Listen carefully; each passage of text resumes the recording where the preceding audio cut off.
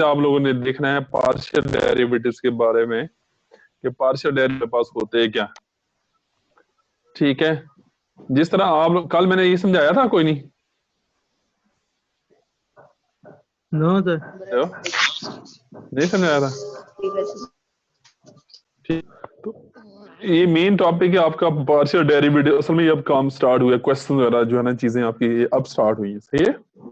लेकिन इसमें पहले बेसिक चीजें आपको पता होनी चाहिए कि पार्शियल डेरिवेटिव है क्या। इससे पहले आप बेटा ना एक ऑर्डिनरी डेरिवेटिव पढ़ते रहे ना। कौन सा डेरिवेटिव पढ़ते रहे? ऑर्डिनरी। तो अब आप बेसिकली कौन सा डेरिवेटिव पढ़ने जा रहे हैं? Partial derivative. ये लिखो ना, y इज इक्वल टू, अब ये मेरी बात ध्यान से सुनिएगा, लिखा x square plus x plus 1, सही है। अब मुझे बताएं, ये y इज इक्वल टू क्या लिखा हुआ है? X square plus x plus 1 लिखा हुआ ना। ये हमारे पास एक इक्वेशन है। इसमें जो y बेसिकली y, वो y किस पे डिपेंड कर रहा है ना। इस मीन y जो है वो डिपेंडेंट वेरिएबल है और x जो है वो कौन सा है? Independent variable. अब इस पूरी इक्वेशन अगर आप बच्चों देखो तो आपके पास डिपेंडेंट वेरिएबल भी एक ही आ रहा है और इंडिपेंडेंट वेरिएबल भी आपके पास एक ही आ रहा है, सही है। अच्छा, अब एक और मैं इक्वेशन लिखने लगा हूं यहाँ पे आपके इसके नीचे साथ ही। सपोज मुझे ये बताएं, आपने ये लिखी है पैरामीट्रिक इक्वेशन, ये x is equal to a t square, सही है, ए टी स्क्वायर, और y is equal to 2t, सही है। अब y इज इक्वल टू 2, लड़की क्या कर रही है? जी सीएस की लड़की क्या कर रही है? सारा है, ये क्या कर रही है यहाँ पे? इंडिपेंडेंट है। लेकिन ये जो नीचे आपको इक्वेशन नजर आ रही है, ये आपके पास पैरामीट्रिक इक्वेशन है, पैरामीट्रिक इक्वेशन है।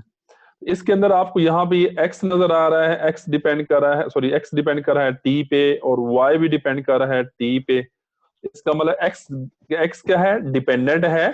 x क्या है? डिपेंडेंट है। और y भी बेसिकली कौन सा है? डिपेंडेंट है। लेकिन t क्या है? इंडिपेंडेंट। अब जो मैं समझाने की कोशिश कर रहा हूं कि पहली क्वेश्चन के अंदर एक ही डिपेंडेंट है और इंडिपेंडेंट भी क्या है? एक ही।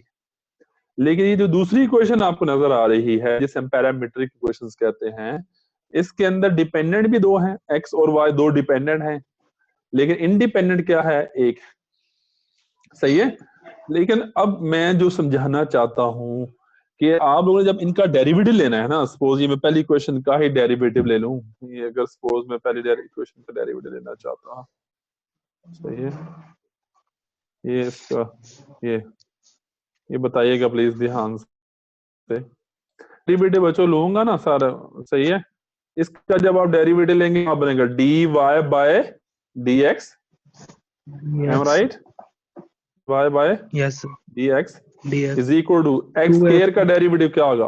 2x, हो जाएगा, सही है, और प्लस प्लस x का डेरिवेटिव क्या हो जाएगा? 1 हो जाएगा, एम राइट। और अगर 1 का डेरिवेटिव क्या हो जाएगा? 0। अच्छा, अब बच्चों जो ये डेरिवेटिव मैंने लिया है ना, जिसको d Y by D x लिखते हैं, इसको कहते हैं ऑर्डिनरी डेरिवेटिव। कौन सा? ऑर्डिनरी, सही है, ऑर्डिनरी डेरिवेटिव। अच्छा, ये जो मैंने इक्वेशन लिखी थी x is equal to 8 square, y is equal to लिखा था 280, सही है बच्चों, ये लिखा था। अब मुझे बताएं इसमें डिपेंडेंट कितने? 2, और इंडिपेंडेंट कितने हैं? 1। अब जब आप इसका भी डेरिवेटिव लेंगे ना, तो इसका लिखेंगे dx बाय dt, सही है, dx बाय dt हैं 2a और यहाँ पे t, सही है। इसका जब आप डेरिवेटिव लोगे, डी बन जाएगा d Y by D t, और इसका जब आप डेरिवेटिव लिखेंगे ये 2a बन जाएगा ना, 2a, सही है। तो अब ओवरऑल जब आप इसका डेरिवेटिव लिखेंगे तो D Y by D X is equal to chain rule, आप D Y by D T को आप डिवाइड करते हैं D X by D T से, पता है ना सारा कुछ चेन रूल के मुताबिक। इसका मतलब ये 2a ओवर क्या आ जाता है? 2at, सही है। अब मैं यहां समझाना ये चाहता हूं, अब प्लीज ये मेन बात अब समझिएगा। इस पहली क्वेश्चन में डिपेंडेंट भी एक है, इंडिपेंडेंट भी एक है।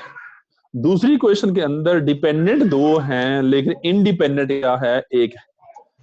इसका मतलब इन दोनों इक्वेशंस के अंदर जो मैंने डेरिवेटिव लिया है, ये कौन सा डेरिवेटिव है? ये डेरिवेटिव है ऑर्डिनरी डेरिवेटिव।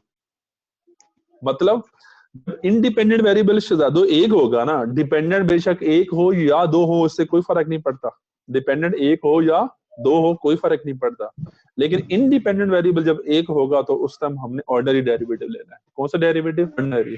लेकिन अगर ये हमारे पास बेटा ऐसी इक्वेशन आ जाए, z इज इक्वल टू, ये मैं लिख दूं, z is equal to x square square और यहाँ पे प्लस 1, एम राइट, प्लस 1, ये अगर मैं इस इक्वेशन को लिख दूं तो इसका जब आपने बेटा डेरिवेटिव लेना है, इसका जब आपने डेरिवेटिव लेना है, अब मुझे बताएं z किस किस पे डिपेंड कर रहा है? x पे भी डिपेंड कर रहा है, z किस पे डिपेंड कर रहा है? y पे डिपेंड कर रहा है। अब अगर मैं z का बेटा डेरिवेटिव लेता हूं ना x के लिहाज से, किसके लिहाज से?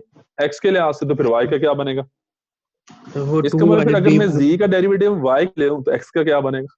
क्योंकि डेरिवेटिव तो हमने डिपेंडेंट का इंडिपेंडेंट के लिहाज से लेना है ना, तो डिपेंडेंट तो हमारे पास z है, इंडिपेंडेंट x भी है और दूसरा क्या है? y भी है। तो इसका मतलब है फिर यहां जब ये सिचुएशन आती है ना जहां पे इंडिपेंडेंट वेरिएबल एक से ज्यादा हो जाते हैं, यानी इंडिपेंडेंट वेरिएबल, मैं बार बार कह रहा हूं, इंडिपेंडेंट वेरिएबल एक से ज्यादा हो जाए, 2 हो जाए, 3 हो जाए, 4 हो जाए, तो वहां पे आपने हमेशा बच्चों क्या करना है? पार्शियल डेरिवेटिव लेना। कौन सा डेरिवेटिव? Partial derivative. अगर मैं इसका ये पार्शियल डेरिवेटिव लिखना चाहूं, प्लीज इधर देखिएगा, ये z का पार्शियल डेरिवेटिव इधर मैंने ऐसे लिखना है, ये पार्शियल z, ये नीचे में लिख रहा हूं पार्शियल और पार्शियल x, ये ऐसे लिखना है, ठीक हो गया। इसी तरह मैंने इसका पार्शियल डेरिवेटिव लेना z का, किसके लिहाज से? पार्शियल और पार्शियल y, क्योंकि ये z डिपेंड कर रहा था x पे भी डिपेंड कर रहा था और ये z किस पे डिपेंड कर रहा था? y के ऊपर भी डिपेंड कर रहा था। इसका मतलब एक दफा पार्शियल डेरिवेटिव x के लिहाज से लेना पड़ेगा और एक दफा किसके लिहाज से लेना पड़ेगा? इसके लिहाज से।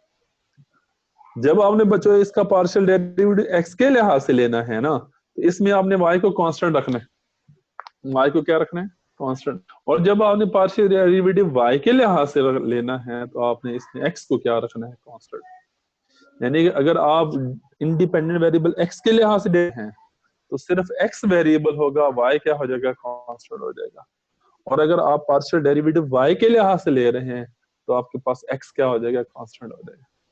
तो अब मैं यहाँ पे जब ये लिखने लगा ये पार्शियल z और पार्शियल x, ये बताइए आपको यहाँ पे, इधर आप जब ये डेरिवेटिव लेंगे तो एक्स स्क्वायर का बेटा डेरिवेटिव क्या होगा? यहाँ ये एक्स स्क्वायर का डेरिवेटिव बनेगा 2x। अगर अब ये क्योंकि मैंने कहा था कि जब आपने पार्शियल डेरिवेटिव x के लिहाज से लेना है वहां पे y क्या आपने कंसिडर करना है? y कंसिडर करना है 0, सही है। y स्क्वायर का जो डेरिवेटिव हो जाएगा वो कितना हो जाएगा? 0। इस तरह ये बच्चों 1 भी आपको नजर आ रहा है, ये 1 का डेरिवेटिव भी आपको क्या नजर आ जाएगा? यहाँ पे 0। इट मीन यहाँ जब आप पार्शियल डेरिवेटिव फाइनली लिखेंगे तो आपके पास ये जो पार्शियल डेरिवेटिव x के लिहाज से, वो x के लिहाज से वो 2x बन जाएगा, x के लिहाज से 2x बन जाएगा। तो सेम यही प्रोसेस अगर आप लोग करना चाहें किसके लिहाज से? जी, y के लिहाज से करना चाहें तो y के लिहाज से बेटा सिंपल सी बात है, ये पार्शियल डेरिवेटिव y के लिहाज से, सही, ये 0 हो जाएगा। x के लिहाज से हम लेंगे तो x कांस्टेंट कंसिडर होगा, सॉरी x कंसिडर कांस्टेंट होगा, सही है। अब आप देखिएगा जब आप यहाँ पे y के लिहाज से पार्शियल डेरिवेटिव लेंगे तो x का पार्शियल डेरिवेटिव क्या हो जाएगा? 0 हो जाएगा, क्योंकि इसमें x कांस्टेंट है और y क्या है? वेरिएबल है। इस तरह y स्क्वायर का जब आप डेरिवेटिव लेंगे यहाँ पे तो y स्क्वायर का पावर 2y आ जाएगा, सही है। और इसी तरह 1 का जब आप डेरिवेटिव लेंगे, इसके साथ ये 1 का डेरिवेटिव तो आपको माशाल्लाह पहले ही पता है, ये 1 का डेरिवेटिव यहाँ पे क्या आ जाएगा? 0 आ जाएगा, ये 0 आ जाएगा,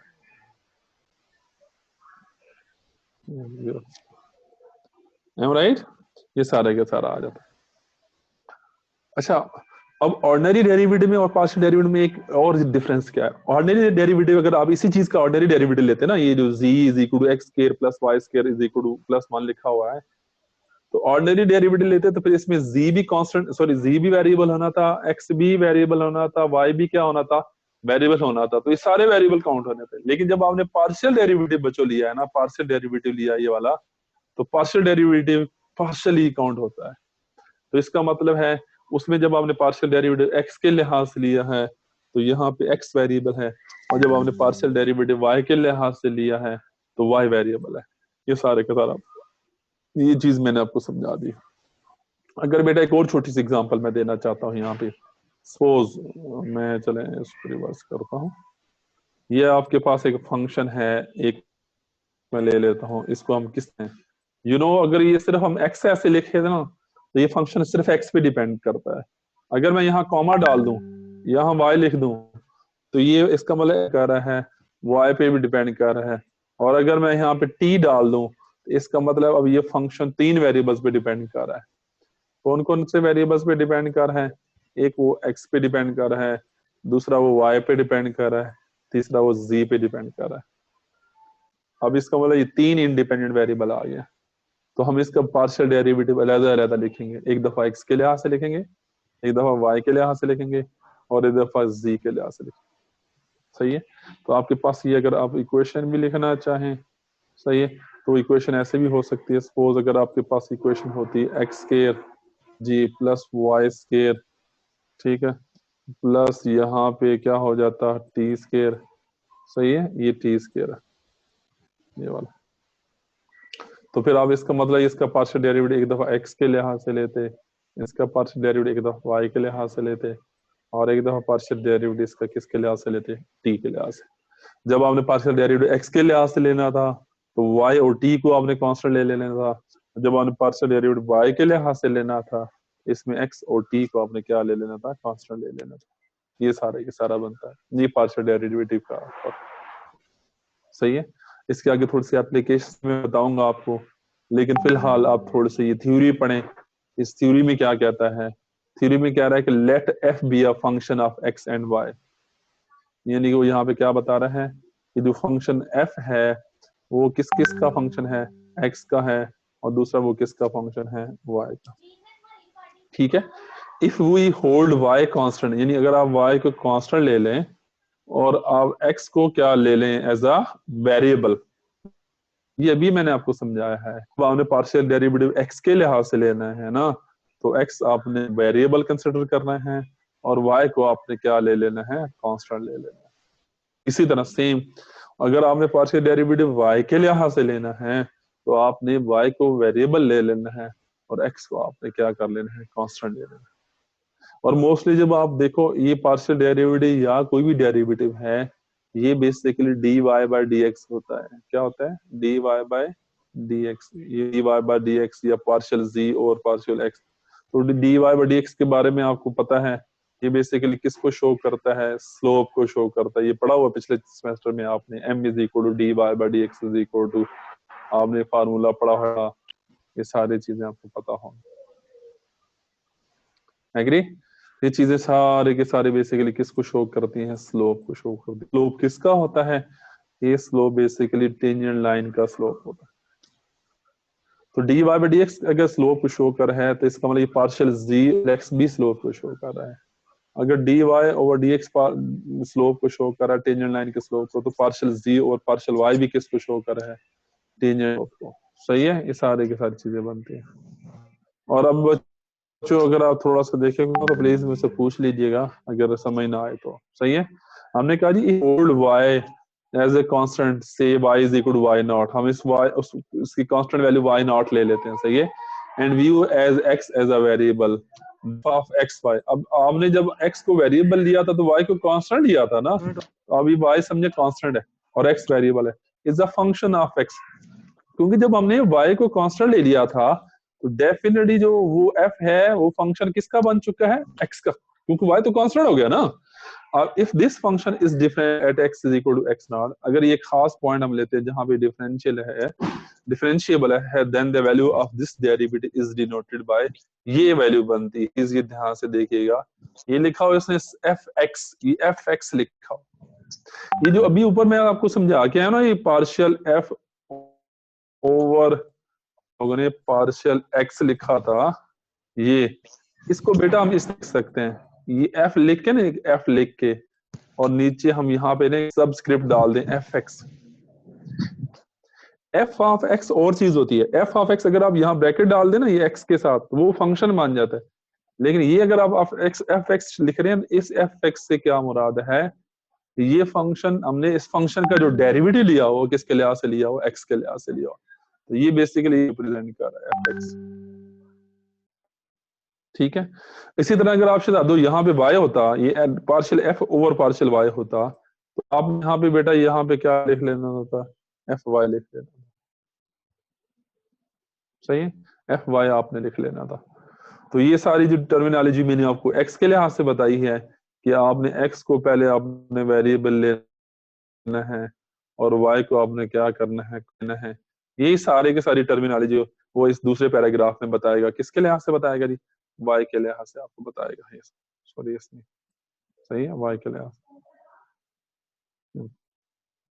ठीक है, एक्स के लिहाज और वाई के, आप पढ़ेंगे तो इसको इंशाल्लाह आपको समझ आ जाएगा। ठीक हो गया, तो उम्मीद है आपको थोड़ी बहुत समझ आ गई होगी। अब हमने ये नहीं, यहाँ पे हमने पार्शियल डेरिवेटिव को कंसिडर करना है और पार्शियल डेरिवेटिव को ही लेके चलना है। अब ये छोटी सी एग्जांपल है जो मैं आपको ऑलरेडी एक्सप्लेन कर चुका, सॉरी ऑलरेडी एक छोटी सी एग्जांपल पहले किया, एक और नई एग्जांपल यहाँ पे आई है बच्चों, इसको थोड़ा ध्यान से देखिएगा, अल्लाह करे आपको ये समझ आ जाए। सही है, हाँ समझ आए तो मुझसे पूछ सकते हैं। ये बच्चों मुझे बताओ जी, ये फंक्शन एफ है, ये फंक्शन एफ किस पे डिपेंड कर रहा है, एक्स पे भी डिपेंड कर रहा है, और ये फंक्शन डिपेंड कर रहा है वाई पे डिपेंड कर रहा है। तो अगर आप यहाँ देखें तो हमारे पास जो इंडिपेंडेंट वेरिएबल है वो दो आ गए हैं। कौन कौन से, एक एक्स आ गया है और दूसरा हमारे पास वाई आ गया। इस राइट साइड भी इक्वेशन को भी अगर आप देख लें ना, इस पूरी के अंदर आपको यहाँ पे दो वेरिएबल नजर आ रहे हैं, एक आपको एक्स नजर आ रहा है और दूसरा क्या नजर आ रहा है, वाई नजर आ रहा है। इसका मतलब अब इस एफ का मैं पार्शियल डेरिवेटिव ले सकता हूँ इसका। अच्छा अगर बच्चों ये मीटिंग का टाइम है फिर दोबारा आपने ज्वाइन करना चाहिए। इस एफ का मैं पार्शियल डेरिवेटिव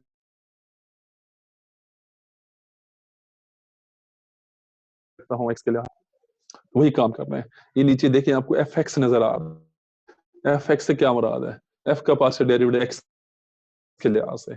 नीचे उससे नीचे देखें एफ वाई नजर आ रहा है, मतलब एफ का पार्शियल डेरिवेटिव किसके लिहाज से, वाई के लिहाज से। सही है, ये चीजें हमने लेके चलनी है। ठीक हो गया। अच्छा अब यहाँ बेटा देखना प्लीज, ये ध्यान से समझिएगा, ये हमारे पास ये इसका आपने पार्शियल डेरिवेटिव लिया, ये एफ एक्स बनता है, ये वाला एफ एक्स बनता है। सही है। अब इसमें मैंने क्या कहा था कि जब आपने बेशक डेरिवेटिव एक्स के लिहाज से लेना है ना, तो आपने उसमें एक्स को वेरिएबल कंसिडर करना है और वाई को आपने क्या ले लेना है, कांस्टेंट ले लेना है। तो अगर आप यहाँ देखिए जब आप एक्स के लिहाज से डेरिवेटिव लेंगे ये 2 एज इट इज आएगा, ये एक्स क्यूब का जो पार्शियल डेरिवेटिव होगा यहाँ पे पावर लग जाएगा 3, और यहाँ पे हमारे पास क्या होगा, एक्स स्क्वायर होगा। मुझे क्यों लगता है कि मैं आप समझा चुका हूँ आपको, ये समझाया तो नहीं मैंने, ये 3x स्क्वायर 2 इंटू क्या बनेगा यहाँ पे 3x square into y square, और प्लस यहाँ पे हमारे पास बताएं जी, क्योंकि हमने x के लिहाज से पार्शियल डेरिवेटिव लेना था ना, तो इसमें x वेरिएबल था और y क्या था। तो जब आप इस 2y का डेरिवेटिव लेंगे, अब ये पूरे का पूरा कांस्टेंट है, इसका पार्शियल डेरिवेटिव क्या हो जाएगा, 0 हो जाएगा प्लस। अब मुझे बताएं इसके फंक्शन के अंदर यहाँ पे हमारे पास 4x आ रहा है, अब तो हम पार्शियल डेरिवेटिव किसके लिहाज से ले रहे हैं, एक्स के लिहाज से ले रहे हैं, ये 4 एज इट इज, और एक्स का डेरिवेटिव क्या हो जाएगा यहाँ पे 1 हो जाएगा। तो अगर आप इस इक्वेशन को अगर आप सिंप्लीफाई करें तो 3 और 2 को आप मल्टीप्लाई करेंगे तो ये आपके पास 6 बन जाएगा, ये नीचे लिखा हुआ है, और ये एक्स के एज इट इज आ जाएगा, ये वाई के एज इट इज आएगा एज इट इज, और ये वाला वाई के एज इट इज, ये तो 0 हो गया और ये 4 आपके पास आ गया। एग्री, ये हमारे पास पार्शियल डेरिवेटिव आ जाता है। किसके लिहाज से हमने लिया जी, एक्स के लिहाज से लिया। और इसी तरह हम ये किसके लिहाज से ले सकते हैं, वाई के लिहाज से ले सकते हैं। अगर आप इसी का पार्शियल डेरिवेटिव लेना चाहें किसके लिहाज से, वाई के लिहाज से ले लें, तब भी काम चले। अब जब आपने वाई के लिहाज से लेना है, इसी में देखें ये 2 एज इट इज, और एक्स क्यूब का एक्स क्यूब तो एज इट इज रखना है, सॉरी क्योंकि एक्स इसमें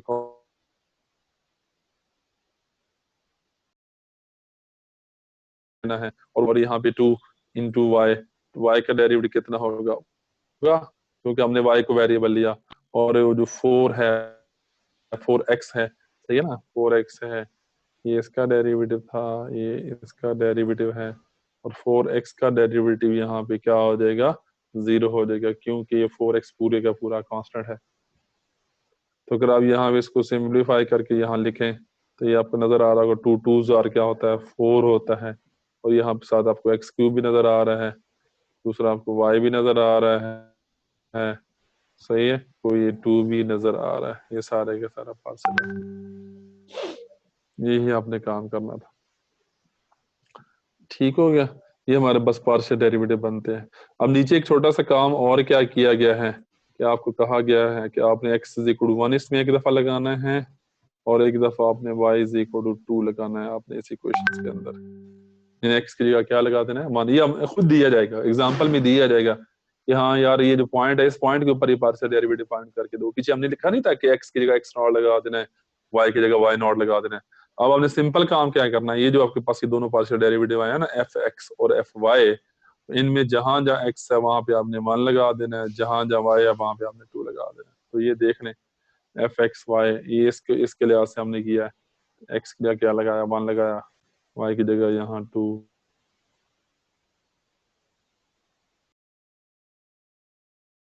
ये 6 लगाया, ऐसे ही ना, प्लस ये 4 एज इट इज, और ये आंसर आपके पास 28 आ गया, 28। इस तरह एफ वाई के अंदर भी अगर आप वैल्यू लगाते हैं तो ये आपके पास सारे का सारा आंसर आता है। एफ वाई के अंदर भी आपने क्या करना है, ये इस एफ वाई के अंदर देखें एक्स की जगह 1 लगाया, वाई सॉरी और वाई की जगह हमने क्या लगाया 2, तो एक्स की जगह यहाँ पे 1, वाई की जगह 2, ये 2 एज इट इज, और ये 10 की जगह 10 आंसर आ गया। तो हमने यहाँ पे ना 2 काम किए हैं, एक हमें फंक्शन दिया गया है, उस हमने फर्स्ट डेरिवेटिव लिया है पार्शियल डेरिवेटिव एक्स के लिहाज से, और उस फंक्शन का हमने पार्शियल डेरिवेटिव किसके लिहाज से लिया है, वाई के लिहाज से। तो अगर आप ये एक और एग्जांपल, सही है, इस एग्जांपल के मुताबिक ये हमारे पास फिर ये क्वेश्चन आ गया, सही है। इस क्वेश्चन के मुताबिक ये हमारे पास z एक फंक्शन है, सही है, जो किस पे डिपेंड है, x और y पे डिपेंड कर। अगर आप इसको देखें किस किस चीज पे डिपेंड कर रहा है, x और y, इसका मतलब हम इसका फिर दोबारा पार्शियल डेरिवेटिव किसके लिहाज से लेंगे, x के लिहाज से लेंगे, और फिर इसका हम पार्शियल डेरिवेटिव किसके लिहाज से लेंगे, y के लिहाज से, सही है। ये पार्शियल डेरिवेटिव x के लिहाज से लेंगे और ये पार्शियल डेरिवेटिव हम इसका किसके लिहाज से लेंगे। फिर वही काम, जब आपने x के लिहाज से लेना है तो y को कांस्टेंट ले लेना है, और जब आपने y के लिहाज से लेना है तो आपने x को कांस्टेंट ले लेना है। इसमें कोई मसला, कोई परेशानी, टेंशन वो बता सकते हैं आप लोग जी। none of you? हाँ जी बच्चों को पूछना है क्वेश्चन, सॉल्व करने की कोशिश करो, जल्दी जल्दी, हरी अप प्लीज। ये दो सेकंड वाला क्वेश्चन है, z का पार्शियल डेरिवेटिव x के लिहाज से, z का पार्शियल डेरिवेटिव y के लिहाज से। सर जी ये जो डी है ये पार्शियल डेरिवेटिव को डिनोट करता है। हाँ पार्शियल, डेल्टा z और डेल्टा x पढ़ो, या पार्शियल z और पार्शियल x पढ़ लो, जो दिल करे, ठीक है। ये सारे वैसे मेरी जुबान पे ये ज्यादा ना पार्शियल, क्योंकि पार्शियल डेरिवेटिव है ना, तो मैं ज्यादातर इसका पार्शियल नाम ही कहता हूँ, सही है। ओके आप डेल्टा z का कहना चाहें तो तभी चलेगा।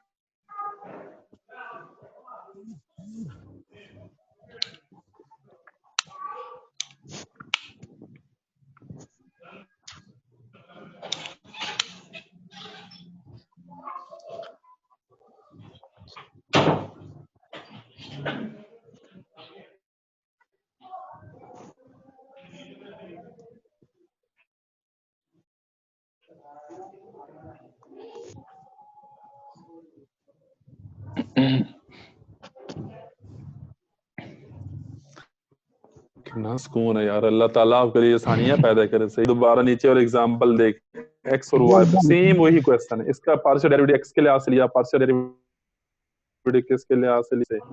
जब आप x के लिहाज से लेंगे तो बच्चों ये x स्क्वायर का पार्शियल डेरिवेटिव x स्क्वायर का 2x बनेगा ना, ये 2x एज इट इज ये बनेगा, ये वाला, ठीक है। और ये sin स्क्वायर y, क्योंकि इसमें y आ रहा था, कांस्टेंट एज इट इज आएगा, ये हमारे पास 2x into sine square Y आ गया। अब आपने जब पार्शियल डेरिवेटिव y के लिहाज से लेना है, किसके लिहाज से, y के लिहाज से, तो अब यहाँ देखिएगा y के लिहाज से लेंगे तो ये x कांस्टेंट है, x square as it is, ये y साइन स्क्वायर y की वजह से यहाँ रूल के मुताबिक ये पावर नीचे आएगी, इस पावर में से एक क्या करेंगे, यहाँ माइनस करेंगे, और ये जो साथ बेस होती है उसका साथ डेरिवेटिव लेंगे, साइन y डेरिवेटिव क्या बनेगा, cos y बनेगा ना, सही है। ये x square as it is आएगा, और ये 2 sin y cos y, double angle वाला फार्मूला आप लोगों ने पढ़ा हुआ है, डबल एंगल वाला फार्मूले के मुताबिक ये 2 sin y cos y किसके इक्वल होता है, y के इक्वल होता है, सही है। तो ये हमारे पास पार्शियल डेरिवेटिव आ गया, एक किसके लिहाज से, x के लिहाज से भी, और दूसरा पार्शियल डेरिवेटिव किसके लिहाज से आ गया, y के लिहाज से। ठीक हो गया, ठीक है वैसे